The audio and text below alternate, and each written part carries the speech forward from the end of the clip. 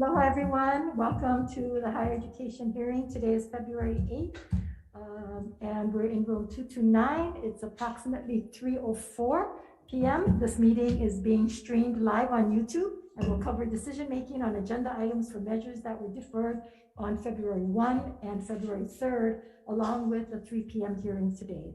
In the unlikely event we have to abruptly end this hearing due to technical difficulties, the committee will reconvene to discuss any outstanding business on Thursday, February 10th at 3 p.m. in room 229, and a public notice will be posted on the legislature's website. For testifiers participating remotely, your audio will be muted and video disabled until shortly before it is your turn to testify. Testifiers will be limited to 1 minute each. At the end of the 1 minute, the audio will be automatically muted. I'll be reading a list of individuals who submitted written testimony for each measure. We apologize if the closed caption doesn't accurately transcribe the names. If you're interested in reviewing the testimony, please go to the legislature's website. You'll find a link on the status page for the measure. There are temporary technical glitches during your turn to testify. We may have to move you to the next person or move on to the next person due to time constraints, and we appreciate your understanding and remind you that the committee has your written testimony. So with that, again, welcome everyone. We will start off with the first item on today's agenda, which is Senate Bill 3155. It relates to the University of Hawaii Board of Regents, changes the numbers of terms that should expire each year from 3 to 2, adjusts the terms of the Board of Regents members appointed between 2022 to 2026 to align with the number of terms scheduled to expire each year. We have Kendra Oishi, Executive Administrator of the Board of Regents. Kendra? Hi, good afternoon, Chair, Vice Chair, committee members. So Kendra Oishi, Executive Administrator and Secretary of the Board of Regents.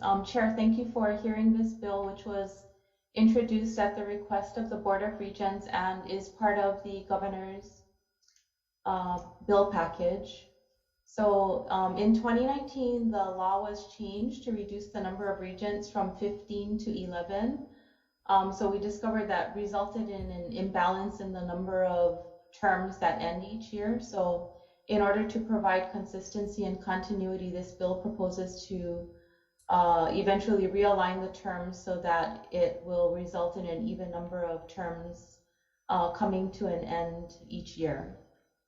Thank you, and available to answer any questions. Thank you. Kendra is the only one testifying, so members, if you have any questions.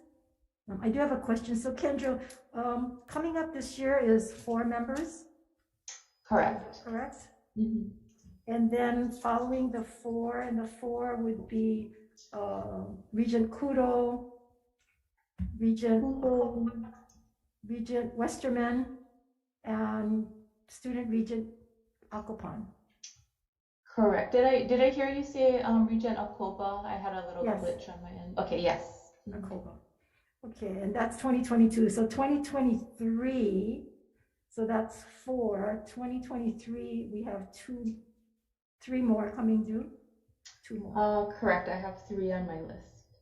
3, and that would be Regent Moore, Regent Nahalea, and Bell. And Ball. Yes. Okay, and how is that being, who's making the decision as to, according to the bill, it's the governor will make the decision as to how the terms are separated, or? Right, so this would give the governor the authority, similar to, you know, when a board is initially established, the governor has the flexibility to adjust terms. So this bill, the intent of this bill would be to allow the governor to do that for the purposes of realigning the regent terms. Okay, so we do have that, and it's on our agenda today, the Constitution Amendment to possibly do away with the citizens, the CAC, Citizen Advisory Council. And if that measure passes, then as to the way in which the Board of Regents would then be selected may have to be adjusted. I'm sorry, I didn't look at the details of the CAC bill, but this The section that's being amended, 26-11, pertains to the governor's responsibility for appointing regents. So I believe that the governor would similarly be responsible for adjusting the terms for the unless we determine in this bill how that. Right. Yeah. So the legislature, of course, has the ability to change, either the terms or the number of regents or the way in which the governor appoints. But I think generally the governor follows Chapter 26 with regard to most appointments unless otherwise stated somewhere in the statute. Okay, thank you for that. Members, any questions? Not, thank you. Moving on to Senate Bill 3268 relating to the University of Hawaii Athletics. Authorize the University of Hawaii Board of Regents to terminate the athletic director and head coaches at four-year campuses for cause. Requires the Board of Regents to approve all coaching contracts at four-year campuses with salaries greater than $200,000, including additional private funding and bonuses. Kendra, again, is up. First speaker. Okay. Thank you, Senators. Kendra Oishi, Executive Administrator and Secretary of the Board of Regents. I'm just offering comments that the Regents are aware of this bill, but similar to the bills I testified on last week, they haven't had an opportunity to discuss it yet, and we hope to have them on the agenda next week. If I could just add one additional point that I neglected to include in this testimony. Last week, the board's Intercollegiate Athletics Committee held a meeting, and some regents did indicate that they may also consider proposing changes to board policies with regard to hiring practices. So just wanted to make that additional note. Okay, thank you for Thank that. you. Second is Susan Picola Davis. Not present, Chair. Support, not present, okay. We have Ken Wong, individual, also in support, and we do have Scott Collins from HGA. I believe, Scott, you're here. Thank you. Please proceed. Thank you, Chair, for the opportunity to provide testimony. My name is Scott Collins with the Hawaii Government Employees Association. The HGA as the exclusive representative for head and non-head coaches at four-year universities opposes this bill. We feel there's already the university's executive policy 9.216, which addresses this and specifies that termination of contracts are representative in the specific individual employment agreements that coaches have with the university and the union. We feel this requirement specifically as it pertains to possibly the Board of Regents having the ability to terminate head coaches contracts for cause would infringe on those coaches' collective bargaining agreements, collective bargaining rights as they currently have that ability to negotiate it specifically with the university themselves. Some of the reasons, oftentimes in those specific thank you. We'll probably have questions. Members, those are all that we have here to testify. Anyone have any questions? I do. So, Scott, so in your testimony, you talked about the right as to the regents approving their contracts from $200,000 up, but right now the regents have the ability to do that, right? At $500,000.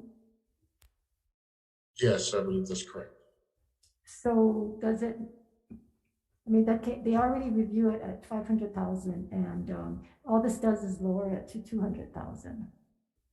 I think in regards to that specific provision of the bill, I guess we would have concerns with how that number was created or how that threshold was kind of determined, and also in addition, it could potentially place an additional barrier to coaches getting their contracts approved or done.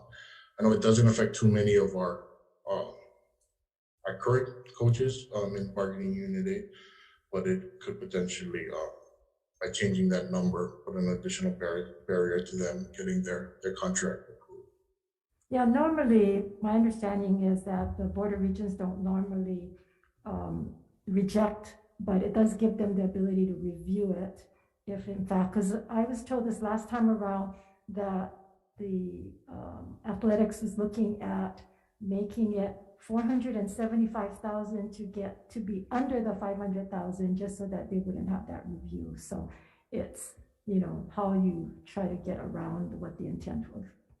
The other area that you raised is on the termination. The fact that if in fact there is cause and a coach in fact will or get terminated for cause, there is a cost involved. And in this last case with Graham, it could have been as high as $1.2 million. And if that's the case, then the Board of Regents should be involved. And that's why it's not hire and fire, but it's to terminate if there is cause, because that decision as to how that money is spent or should that money be spent should be reviewed. And at this point, there's really no mechanism for that to occur unless I'm wrong. Are you aware? Sorry, Chair.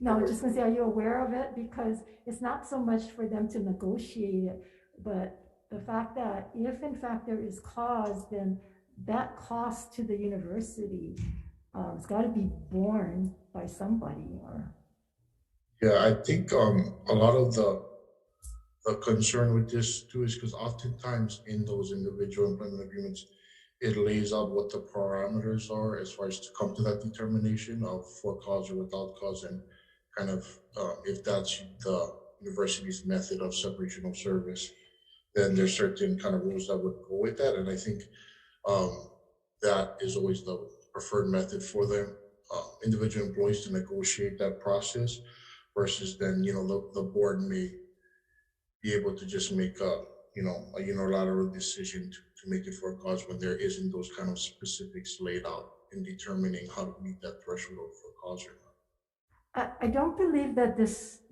statute would change whatever is in the contract. So if in the contract says, for example, they could be released for a cause if in fact, I don't know, sexual harassment or something to that nature. And, you know, and we wouldn't have to pay them whatever the separation fee might have been agreed to on that. But that determination of whether the university takes them to court or charges them with cause versus just buying out the contract, right now that decision lies solely with the athletic director and possibly, well, the chancellor, but in this case, I guess the president, to make that determination. The board, who is really responsible for, at some point, the costs to buy out that contract, whether or not they agree that it should just be bought out or that they believe that it should be for cause and not cost the taxpayers the money. Yes, we probably have to go to court. They probably have to hire attorneys. So it's really involved when it gets to cause. And it would take the entire board to vote on it. So it's not one member of the board, but they would have to have a majority. So I just think that there's some kind of transparency and accountability when we're looking at a situation of cause. So I don't know if you want to comment on that.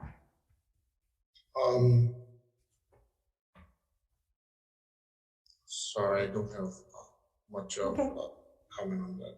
That's fine, thank you. Members, any other questions? If not, thank you. Thank you, Scott. Let's see if I have anything. So maybe Kendra. So Kendra, to your knowledge, have the board been reviewing contracts over 500? Did they review Graham's contract? I believe that our board policy requires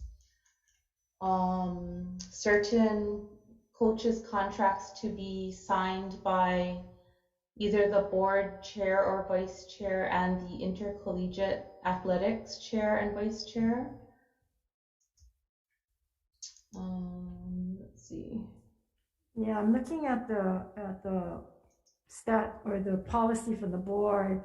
Upon recommendation of the chancellor and the president, and in this case, they're one, the approval of the chair or vice chair of the board of regents and the chair or vice chair of the committee on intercollegiate athletics shall be required for terms of more than 5 years, appointments, extensions, salary adjustments for head coaches, non-head coaches, and administrators exceeding the salary by more than 25% and or exceeding 500,000 annually. Right, so I believe that occurred. But I was not part of that interaction, so I cannot confirm directly. Okay, so is there anything in writing when this occurs, or, I mean, where's the checks and balances on this? As the board secretary or executive, isn't it your responsibility to see that these things are done accordingly? In this case, in the past I have been the one who's passed it along, but I'm not sure because things happen so quickly. With regard to this hire, it might have happened directly with the regents. So I can follow up on that. You mean the Graham hiring? No, the most recent, the Timmy Chang hire. Okay, I'm talking about the Graham hiring. Oh, okay. Sorry, I do not recall, since it's been a couple of years, whether I have that. And this here lies my concern, because the board has many policies, and they have policies regarding specialists, which the university is not following. So I don't know what the follow-up is. And in this case, when there's a contract or a policy like this, where's the checks and balances? Was it reviewed and was it signed off on? And again, you just had a recent one, so was it reviewed and was it signed off on? Right, so it's just the coach Graham, it's been a couple of years, so I just don't recall off the top of my head, and we would need to look at our records. And as far as the Chang one, you're not aware of it? That one, not directly, no. Clearly. So who would be if not you? I could check with the board chair or the intercollegiate athletics chair to confirm. Okay, but they do rely upon you, right, to make sure they get this information or know what it is that they're supposed to be looking at or reviewing. In most cases, but there are some situations where administration goes directly to the regents. Okay, then let me ask you this other question. So when you get emails from legislature or others that go directly to the board, do you automatically make copies and give that out to the president and to the athletic director and maybe not the athletic director all the time, and to the general counsel? It depends on the nature of the emails. Who makes that determination, you or the board chair? It's usually at my discretion.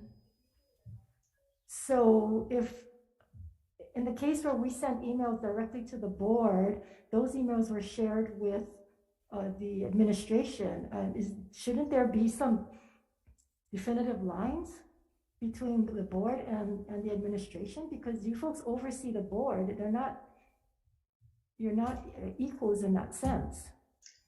Yeah, so again, it depends on the nature. There are some, so it's sort of like testimony. If there's testimony that, is relevant to a current issue where it would be helpful for administration to be aware and for the administration to know that the regents are aware, then, I think that's part of the oversight of the board.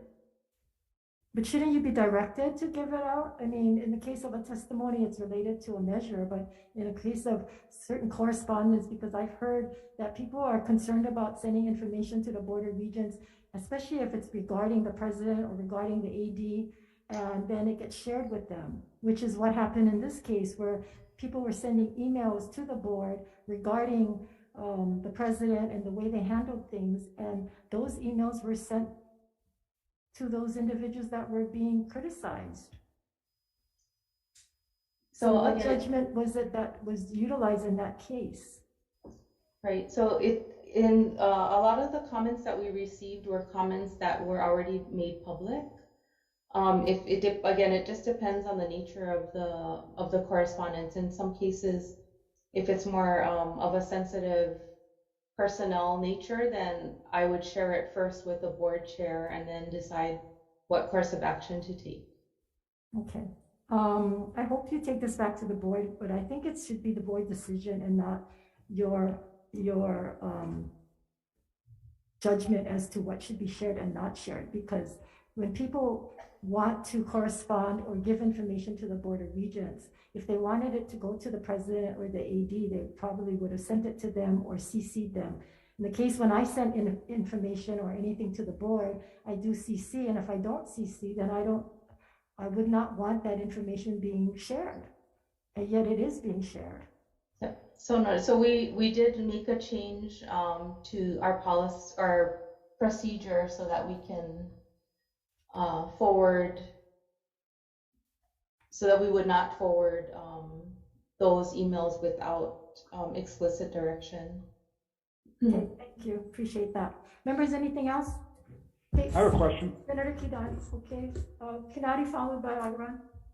So, thank you, Chair. Kendra, does the Board of Regents have different committees that discuss different issues? Yes, we have 7 committees. Okay, what are those committees, please? Academic and Student Affairs, Research and Innovation, Intercollegiate Athletics,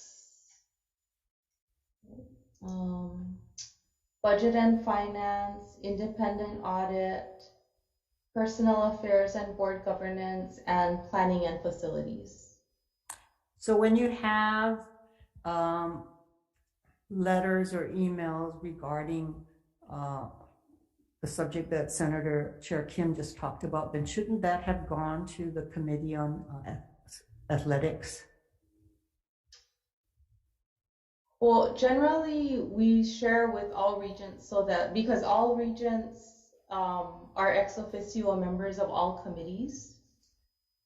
So there's all of our committees have 5 designated members, but the other 6 members of the board are all ex officio members. So in order for everyone to have equal access to information, we generally share it with all regents. And how often does the full board meet? Usually once a month. Okay, so we are now in the legislative session. Has the board met on any of the bills that are before this committee? Not yet. The last time the full board met was the day after opening day. And so the next board meeting is scheduled for February 17th. So between now and then, they have nothing to say on legislation that may be passed. I'm pretty sure they'll have something to say. It's just that because of the sunshine law requirements with posting 6 days notice, they have not yet had that opportunity. So the different committees that they have also have to post the 7-day notice? Correct, 6-day notice. Okay, can they not make permitted interaction groups? The full board needs to approve the formation of a permitted interaction group. I realize that. I'm saying legislation happens every year, and if they haven't figured that out by now, maybe they should look at doing a permitted interaction group for legislation or for other things that are crucial at the time, like this past events with the football coach, etc. I mean, meeting once a month isn't going to make things go away.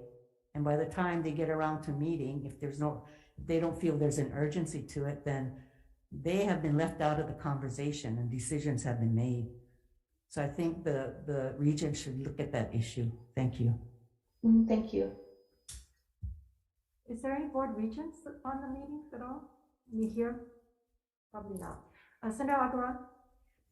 I just wanted to get clarification. I don't know if Scott or Kendra is the best person to answer, but I just want to clear in my mind, are the board members parties to these contracts or not? I think I heard Kendra say that the board signs off, but Scott's testimony says that they're not, that they're a party that's not a signatory to the particular contract. And so I'm just trying to get a sense of exactly who makes the final call on whether or not these, six-figure contracts are approved.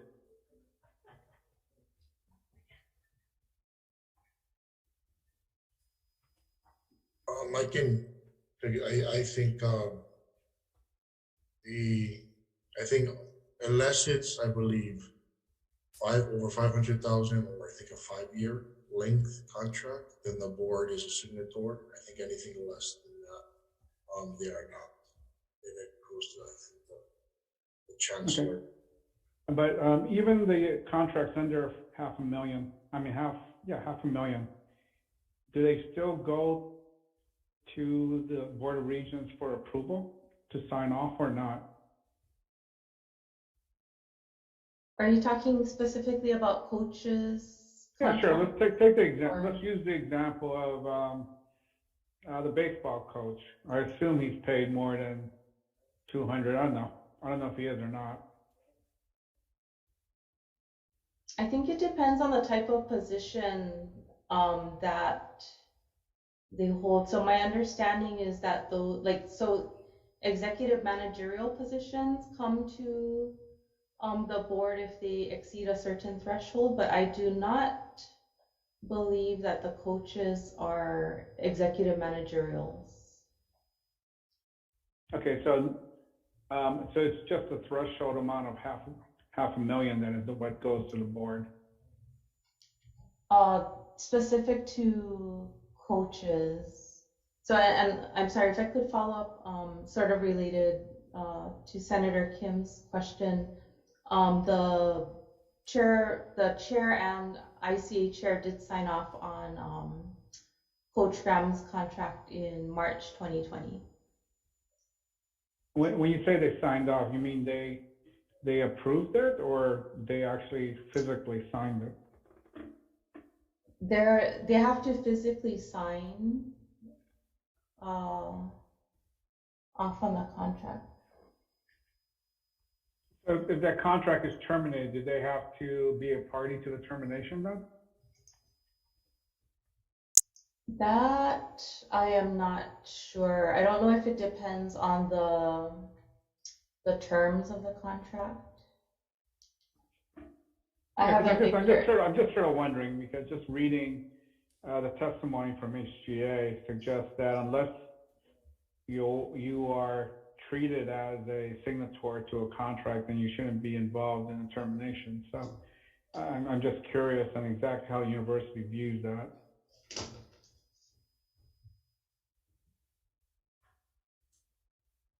I mean, HGA's position appears to be that the Board of Regents should not be involved. Is that right?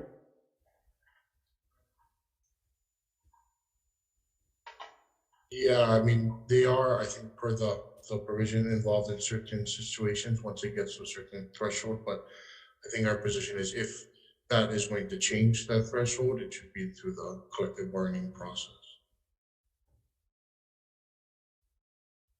All right, so if there's a question about cause, then what's the role of the union? If a coach disagrees that there is cause for termination, are you representing the coach then? Is that what happens?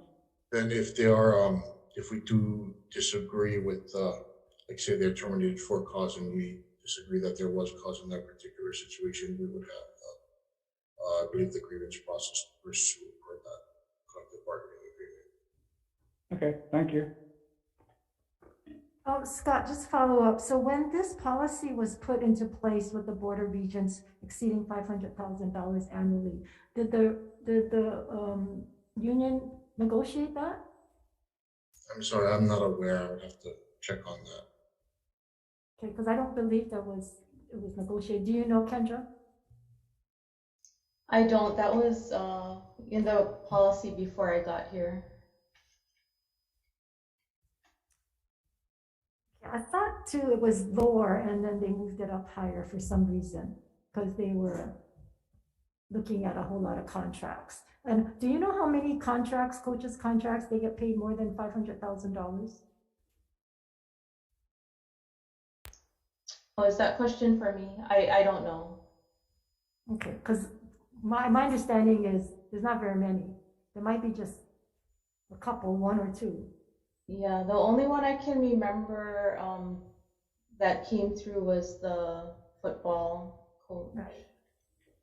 So therein lies when the number is that high, it really is almost negligible that they would be looking at that just that one contract.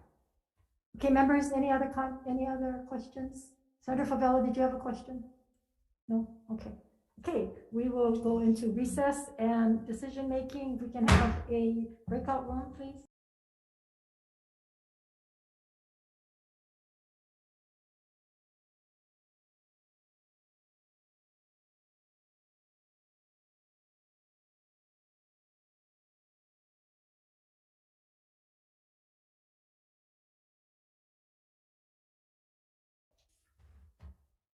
Calling back to order the Committee on Higher Education, we are in decision making.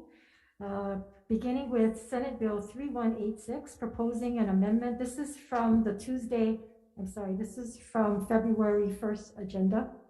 Proposing an amendment to Article 10, Section 6 of the Hawaii Constitution to repeal the University of Hawaii Board of Regents Candidate Advisory Council. The recommendation is we pass with amendments. First of all, page 1, line 13, unstrike and keep as provided by law, as this phrase allows the legislature to apply HRS to UH for matters of statewide concern. Adopt the AG's amendments, page 1, lines 1 to 4, clarifying that it is the requirement that's being eliminated. And then page 2, lines 10 to 13, also clarifying the statement that will be on the ballot. Also on page 2, line 3, delete the word exclusive, and on page 2, delete line 13 without being limited to a list of candidates. Members, any discussion? Hearing none, the chair votes aye. Recommendation is to pass Senate Bill 3186 with amendments. Chair votes aye, Vice Chair votes aye. Senator Keith Agaran? Yes. Senator Wakai? Yes. Senator Favela? Yes. Measures adopted. Thank you, members. Senate Bill 3187 relates to the University Board of Regents Candidate Advisory Council. This is the measure that should the Constitution Amendment pass, it will repeal the Candidates Advisory Council, and so the recommendation is to pass with technical and non-substantive amendments. Any discussion? Hearing none, Vice Chair, Chair votes aye. Senate Bill 3187 to pass with amendments with 5 members present. Any reservations? Any no votes? Measures adopted. Senate Bill 3354, this proposes amendments to the Constitution establishing Hawaii Community College System that is separate from the University of Hawaii. Recommendation is to defer this, members, indefinitely. Any discussion? None. Senate Bill 3355, this relates to the community colleges, requires Board of Regents to submit proposed legislation. This was in the event that the constitutional amendment was going to be on the ballot. We are going to amend this measure, and the first amendment would be to have the Board of Regents establish their standing committee on community colleges. They used to have one, and so we would like them to continue to have one, and that the VP of community colleges will report to the board standing committee on community colleges and to the Board of Regents, giving the community colleges just more transparency and ability to make their case on things that the community colleges need. And that we delete language associated with Senate Bill 3354, the Con Am. Any comments, any discussion, members? Hearing none, chair votes aye. Senate Bill 3355 to pass with amendments with 5 members present. Any reservations? Any no votes? Measures adopted, Madam Chair. Thank you. Senate Bill 2304, this relates to the RCUH. The recommendation would be that we pass with several amendments. First, include and substitute language on Section 2 of Senate Bill 2304 with Section 1 of Senate Bill 3267. We modify language to allow minor renovation projects in support of research and training and define minor at $2 million. State programs, we want to say that it should not supplant civil servants, that RCUH can do these state programs, but they need to do a justification for each that they accept. Report these programs and positions quarterly and at the end of the year summary to the legislature, and that the governor needs to approve these positions. Revolving accounts must follow policy and cannot be for profit and have carryover balance as is stated in their policy. The next amendment, Fifth Amendment, all internal service orders and revolving accounts of RCUH that involve the use of UH intramural funds need to be reported to the legislature for financial and mission compliance according to UH and RCUH policies on a biannual basis. UH and RCUH are requested to review and approve all such accounts on an annual basis. 6, grandfather in existing UH contracts, but they cannot take on any new contracts that do not apply with the language of this bill, starting with the effective date of this bill, or that date can be adjusted according to what they might have concerns about. And I want to note that we're going to put in the committee report to look at the next committee to look at any rollover of these contracts and how that might nullify what it is that we're trying to do with this measure. And then finally, other technical and non-substantive and style amendments. Questions, members, comments, discussion? If not, chair votes aye. The motion is to pass Senate Bill 2304 with amendments with 5 members present. Are there any reservations? Are there any no votes? Measures adopted, Madam Chair. Thank you. Senate Bill 3277 relating to the President of the University of Hawaii. This prohibits the President of the University of Hawaii from serving concurrently as campus chancellor. Recommendation is to pass with amendments. Also insert language to preclude the UH President from serving as the Chief Procurement Officer at the university and amend the preamble to reflect the added CPO language. Any comments, any discussion? Hearing none, Vice Chair votes aye. Senate Bill 3277 to pass with amendments with 5 members present. Are there any reservations? Are there any no votes? Measures adopted, Madam Chair. Thank you. Senate Bill 3184, this relates to the University of Hawaii resident tuition fee. Recommendation is we pass with amendments, adopt the AG's recommendation to add an amendment identifying this bill as a law of statewide concern. And on page 5, lines 11 and 12, amend language for clarification purposes to read as follows: the adult or minor student receive a high school diploma or equivalent within the state within 12 months, and any technical and non-substantive amendments. Any discussion? Questions? If not, chair votes aye. Senate Bill 3184, recommendation is to pass with amendments with 5 members present. Any reservations? Any no votes? Measures adopted, Madam Chair. Thank you. Senate Bill 3156, this relates to the University of Hawaii Tuition and Fee Special Fund, or S397. Recommendation is that we defer this measure. No discussion on that. Okay, so ordered. Finally, on today's agenda items, members, Senate Bill 3155, this relates to the Board of Regents to change the terms so that they would be adjusted to expire so that it's realigned. The recommendation is to pass with amendments. We are going to put in amendments that in the event that the constitutional amendment is passed, that the board will be selected by the governor.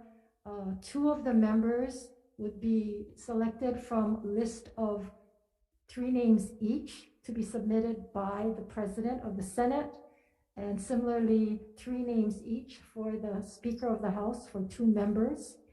The governor would appoint the rest along with the student regent. Each neighbor island would be 1 member, and the member count would go from 11 to 9. We would also stagger the terms for the proposed composition, and we would be making technical and non-substantive amendments for the purpose of clarity and consistency and style. Any discussion, members? Hearing none. The chair votes aye. Recommendation of the chair is to pass SB 3155 with amendments with 5 members present. Are there any reservations? Are there any no votes? Measures adopted, Madam Chair. Thank you. And finally, Senate Bill 3268 relating to the University of Hawaii athletics. And this would allow the Board of Regents to terminate the athletic director and head coaches for 4-year campus for cause. And it would also require the Board of Regents to approve coaching contracts, 4-year campuses with salaries greater than $200,000. Recommendation is to pass as is. Any discussion? Not, chair votes aye.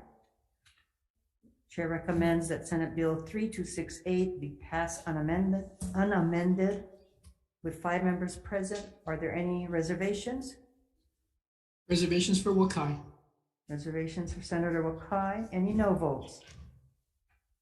Measures adopted, Madam Chair. Thank you very much, members. That's it. We do have a hearing on Thursday at 3 p.m. I will see you then. Thank you so much. Good We day. are adjourned.